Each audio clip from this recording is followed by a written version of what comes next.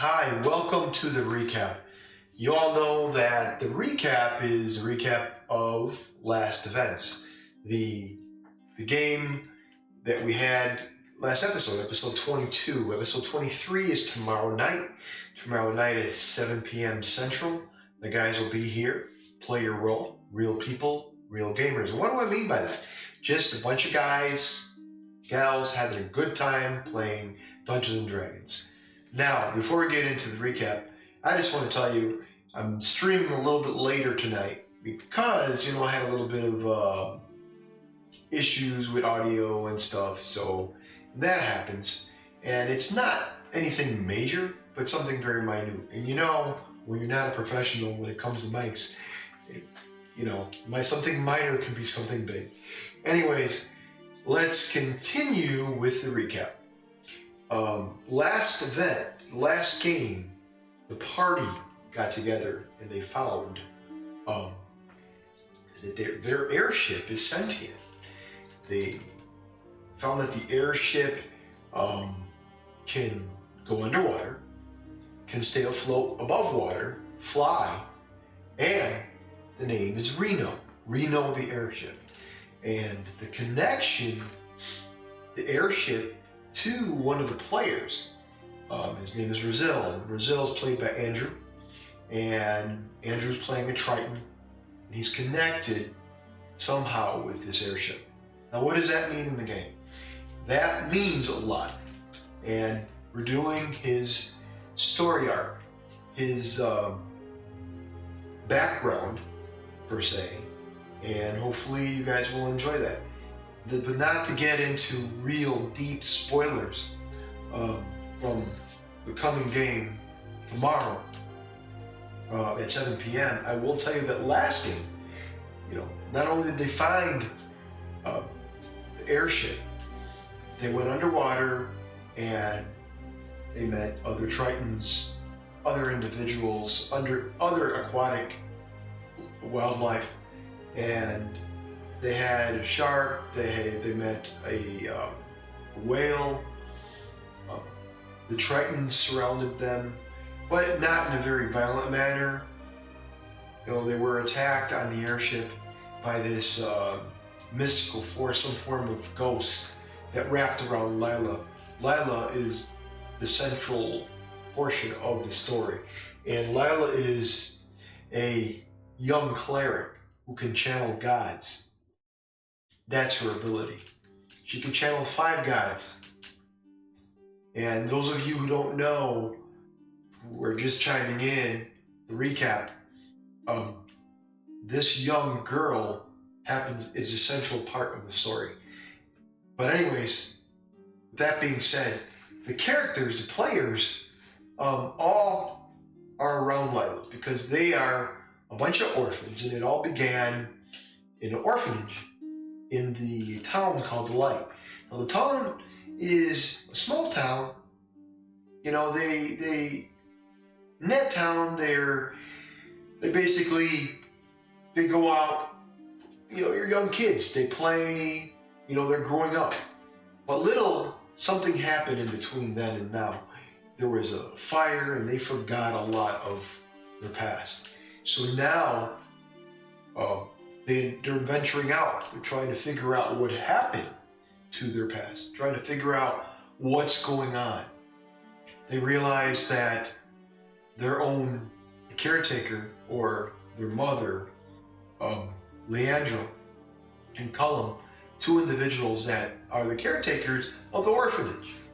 So the kids, they go out, they adventure, and now we're up to the point, episode 23, or episode 22 from last game, where they have found more clues to what happened in their past, more clues of who they are. What do they have to do? Lila is a beacon in this story. Her mother, Leandra, and father, Cullum, well, it's a little complicated there because Cullum basically is the father, but there was an infidelity. Leandra and Godard Thane, there was an infidelity. I'm not going to get into a type of infidelity it was, but there was an infidelity, and the real father happened to be Godard. Cullum was pushed to a side, but when Cullum found out, he works for an organization called the Order of the Light. What is the Order of the Light? The Order of the Light is a group of clerics, individuals, good people, supposedly. But good people sometimes have their own agendas. And when their agendas don't meet other people, see other races in the Minulus that have agendas, their own things. And the Order of the Light, coming from a city, the city is called Emizura. And Emizura in the north are all humans. And in the south, there are a multitude of races. But in the north, they try to keep everyone in the south out, because the Order of the Light, they control that district, and they control it with an iron fist. Now, flash forward. Godard, Cullum, and Leandra, the three individuals, they all were part of the Order of the Light. Godard and Leandra, remember I said the infidelity, they had 3 children together. Cullum didn't know this. It was all behind his back. 3 children, Lila, Jaros, and Leros. Triplets. Lila has the ability to channel gods, as I said before. But that manifests later on in the story. So to keep you up to date, this is going to be a little bit longer recap than normal. Keep you up to date. As things go along, Lila and the orphans, they're all friends. They're all orphans, supposedly, right? The other kids are orphans. The only 3 that are not are the 3 that I mentioned, Jaros, Leros, and Lila. Their mother, Leandra, father, Godard Thane. Cullum is the true father, but behind his back, Godard and Leandra, that infidelity. Yeah, there we go. So, with that being said, afterwards, in the campaign, there was a separate story arc called Harsh Reality. They went out, and these are different characters. They found out more about the Order of the Light. The Order of the Light, they're not good people. They're not good races. They're a multitude of races. But the Order of the Light is mostly human. So anyways, they destroyed Godard Thane. Cullum found out about this infidelity, and he took Godard Thane, took him to a place called the Unknown Region. Now the Unknown Region, the Unknown Region is a place where there's devious creatures, demons, dark, decrepit place. And they took him there. Order of the Light. Cullum, remember I said Cullum, Godard, Leandra, they're all part of this organization. So, though that relationship, the 3 of them, broken. Why? Because of that infidelity. And, when that happens, you can't really blame the guy, right? Because, his wife had an infidelity, and there was his best friend, Godard Thane, was caught in between this situation. Well, things happened. Godard was, banished or caught. They grabbed him, they put him to the Unknown Region, and then he came back, a vampire. Yes, a vampire. Later on in the campaign, remember Harsh Reality, in that 6-part arc, Leandra, remember, Lila, the young girl, is no longer a young girl. She is an older version of Lila. She isn't very good. She's kind of devious. Reason being, because she found out of her father, which was Cullum, and Godard. But she knows of Godard. She loves Godard. Cullum, not really. But that's the devious version of Lila. After that, in harsh reality, they realize that, hey, we have to destroy Lila. They ended up doing that, or so they think.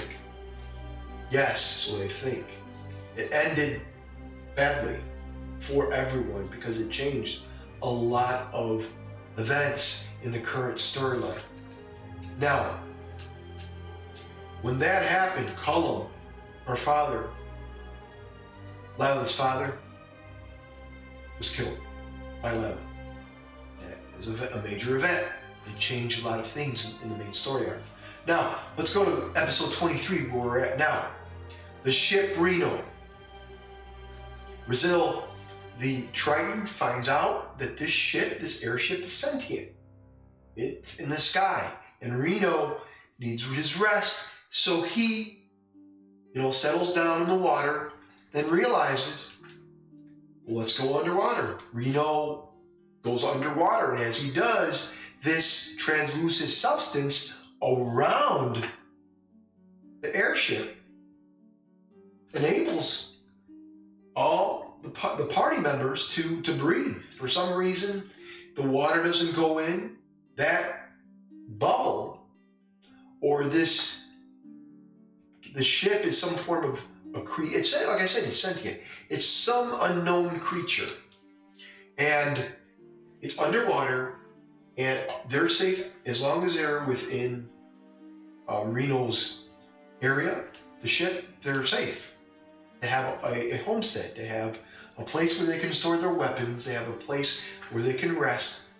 They have a safe place. So they realize they need an item. And let's go back in harsh reality, the 6-part story arc. There were 11 items needed to find. A cross. I'm not going to go over all of them, but there was a cross, the Book of the Dead, a deck of cards, and stuff like that. So anyways, they realize they have to find these 11 items in order to correct things. Maybe destroy the past version of Lila, the evil version, or so they think. So what happens is, all these individuals, the party members, got a piece of ice in their mouth. So they're on the ship. They realize that they're safe going in the water. They swim in the water, and they realize that part of Reno's translucent substance sticks onto them. They get it. They can swim in the water and do things freely as long as they're a close range of the airship. They see other Tritons. They know of an underwater city called Tellurian City. Tellurian City is part of Brazil's background. And Brazil, being a Triton, knows of a good friend of his. There was an explosion, they found the chest. There was a trap, there was an explosion, and it killed one of his friends. But before that, they fought pirates on another ship. So there was a lot of drama. So now they're underwater in the city exploring. Now, what is good about the city? In last game, before we get into that, last game, the party didn't realize, but there was 5 individuals, they were in cells. They were called the Five. They were called. They look devious. They don't look very happy. Something is wrong with these people.